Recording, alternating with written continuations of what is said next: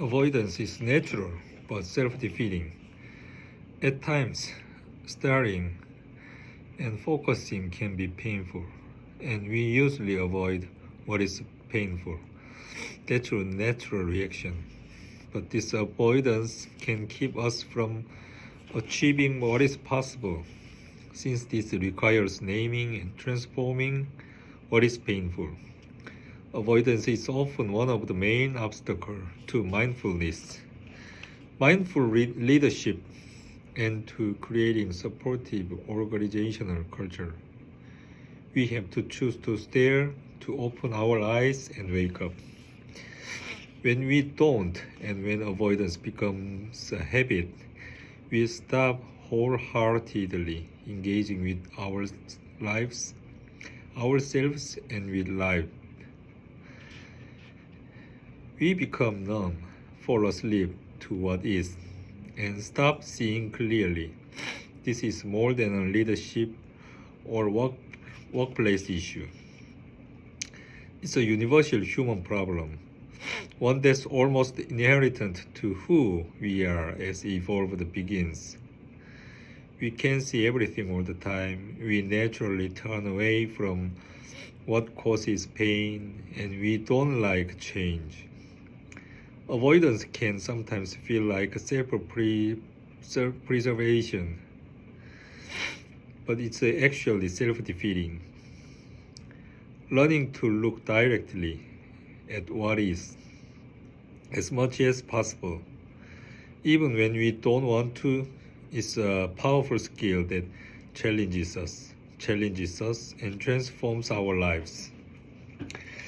For example, I think of myself as having been asleep through much of the early part of my life. I grew up in the suburb of New Jersey and lived what I considered a fairly normal life. I got good grades, played sports, bowling, golf, football, and baseball.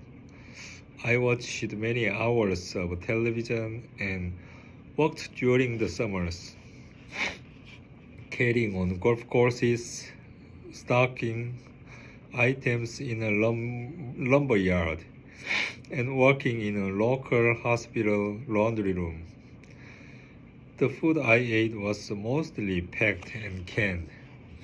This numbness, ignoring or turning away from anything that was uncomfortable, was in place as part of my birth.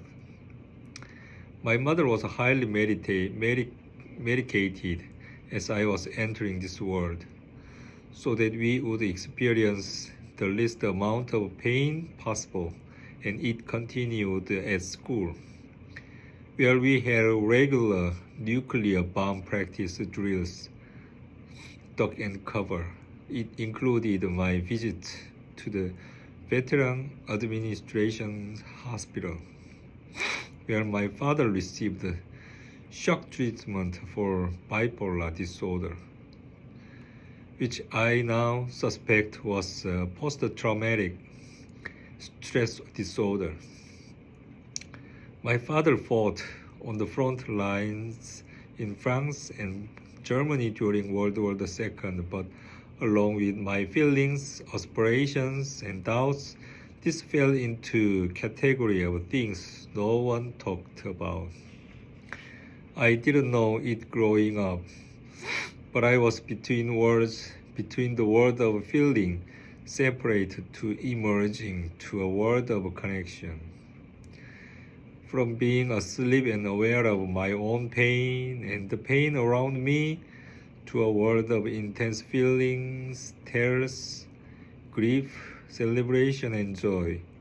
From a world of ignoring the depth of the aspirations of my heart, pretending that everything was just fine, to a world of logging, struggling, and loving, learning to love the full catastrophe of this crazy mixed up world, and the struggle of attempting to make sense of it all.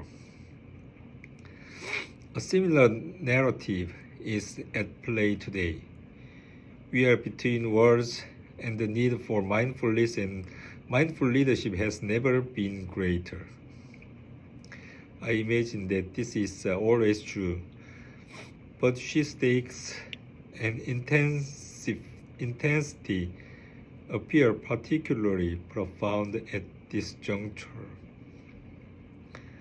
Climate change, nuclear weapons, inequality, and terrorism are at the top of the list. Major changes in the world economy, politics, healthcare, and our food and water system are collapsing, and being reborn at the same time. All are being catalyzed and transformed with the same power, the power of shifting from autopilot and denial to great intention, awareness, and wakeful consciousness, the power of acknowledging my pain and the possibility of transforming this pain through staring, prying, not turning away. We are beginning to wake up to what is and to what is possible. It's not easy.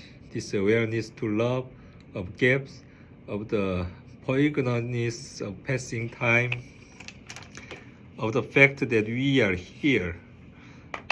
We are not here long, can crush my heart. At the same time, the very experience of life, the pain and possibility of this human life in its totality exhilarate me.